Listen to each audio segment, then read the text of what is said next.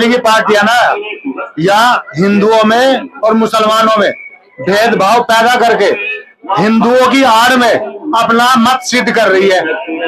मेरे ऊपर कि भाई आपने मेरे ऊपर चोरी का इल्जाम कैसे लगा दिया? यार इतने बड़े नेता प्रधानमंत्री के ऊपर इल्जाम लगा, समझ रहे हो? अगर आप चोर नहीं होते तो अभी तक तो राहुल गांधी को जेल में डाल दिए होते। आपकी खामोशी इस बात की गवाही दे रहा है कि आप चोर हो। बिल्कुल खामोशी गवाही दे रहा है। राहुल गांधी ने मोदी जी को डायरेक्टली चोर बोला। अगर मोदी जी चोर नहीं है तो राहुल गांधी पे भी आप डायरेक्ट केस क्यों नहीं कर रहे हो?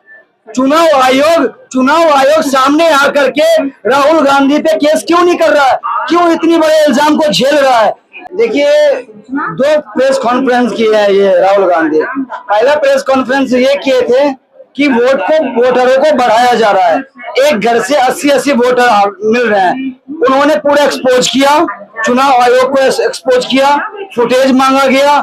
एक घर में हिंदू भी रह रहा, मुसलमान भी रह रहा, सारे धर्मों के लोग कैसे रह सकते हैं? वहां पे एक घर में 80 वोटरों को उन्होंने दिखाया, प्रूफ भी दिया, लेकिन चुनाव आयोग ने क्या किया? उनके जवान पे ताले लगे थे।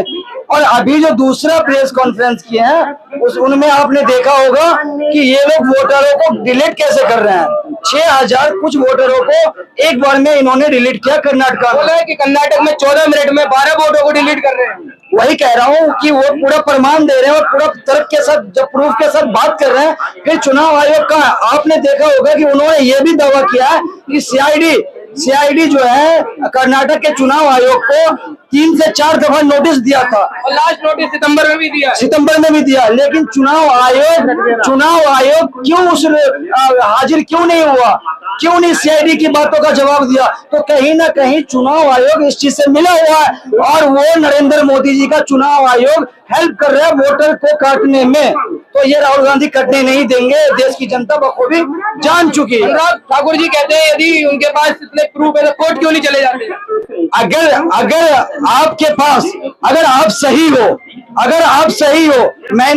राहुल गांधी ने मोदी जी को डायरेक्टली चोर बोला। अगर मोदी जी चोर नहीं है तो राहुल गांधी पे भी आप डायरेक्ट केस क्यों नहीं कर रहे हो? चुनाव आयोग सामने आकर के राहुल गांधी पे केस क्यों नहीं कर रहा है? क्यों इतनी बड़े इल्जाम को झेल रहा है? और एक बात बताओ मुझे कि अगर राहुल गांधी झूठ बोल रहा है, मान लो झूठ बोल रहा है, तो क्या जिस आदमी को उन्होंने ला करके खड़ा किया स्टेज पे, क्या वो झूठ बोल रहा है? वो जिस वोटर को दिखाया जा रहा है क्या वो झूठा वोटर था? 80 वोटर जो दिखाया गया एक घर से, वो क्या झूठ था? 6000 वोटर का नाम काटा गया। अरे राहुल गांधी तो पूरा प्रूफ के साथ बात कर रहा है। अगर आप सही हो, मोदी जी सही है, चुनाव आयोग सही है, राहुल गांधी को हिम्मत अगर है तो जेल में उठा के डाल दो। तो क्या लग रहा है आज जो प्रेस कॉन्फ्रेंस करी है, बोले हाइड्रोजन बम आने वाला है, हाइड्रोजन बम, तो क्या लग रहा है कि कौन सा बड़ा ऐसा विश्वास है? कह रहे हैं कि चुनाव आयोग के कुछ लोग तो हमारे साथ जुड़े हुए हैं। देखिए, ये जो प्रेस कॉन्फ्रेंस राहुल गांधी का हुआ, ये जो अभी इन्होंने विस्फोट किया है, ये हाइड्रोजन बम से भी ज्यादा खतरनाक है, खास तौर पे चुनाव आयोग के लिए और बीजेपी पार्टी के लिए, क्योंकि इनकी एक एक पोल को खोला जा रहा है धीरे धीरे करके। पहले ये क्या करते थे? पहले ये चुनाव जीतने के लिए वोटर बढ़ा रहे थे। जब एक चोरी पकड़ी गई, आप क्या कर रहे हैं? आप चुनाव जीतने के लिए वोटर को ही घटा रहे हैं। पहले बढ़ा रहे थे, अब घटा रहे हैं। तो भाई चोरी का तकनीक अलग कर सकते हो, लेकिन चोर बदल नहीं सकता है, ये बात याद रख लेना। तरीका अलग अलग हो सकता है। जो बीजेपी की पार्टियां ना या हिंदुओं में और मुसलमानों में भेदभाव पैदा करके हिंदुओं की आड़ में अपना मत सिद्ध कर रही है, समझ रहे हो? तो लग रहा है कि वोट चोरी हो रहा है। अरे भैया एक बात बताओ, तुम बिहार के रहने वाले हो और वो काम की तलाश में कहीं दूसरी जगह जा रहा है। ये थोड़े है कि सरकार पे दबाव डाल के तुम उनके काम, जो बाहर काम करने गए, नौकरी करने गए हैं और उनकी पैतृक संपत्ति भी गांव में है, उनके माँ बाप गांव में है, तुम उनकी वोट काट दोगे? तो इसका मतलब तो यह है कि वो नागरिक ही नहीं रहेगा फिर वहां का। ऐसा थोड़ी होता है। इनकी तो जबरदस्ती चल रही है। और ये तो सुप्रीम कोर्ट के पूर्व जजों ने भी सलाह दी है, न्यायपालिका और ये क्या नाम है इसका, चुनाव आयोग, सब पे कहीं ना कहीं सरकार का दबाव है और उसी के इशारे पर काम किया जा रहा है। और कोई कार्रवाई इन पे, चाहे कोई कितना भी विरोध कर लो, विपक्ष का कोई भी जो है, उन पे कार्रवाई अमल में नहीं लाई जाएगी और सब कह देंगे जांच चल रही है। और आजकल तो एक ट्रेंड चला हुआ है कि अपने फैसले ही न्यायपालिका खुद बदल रही है।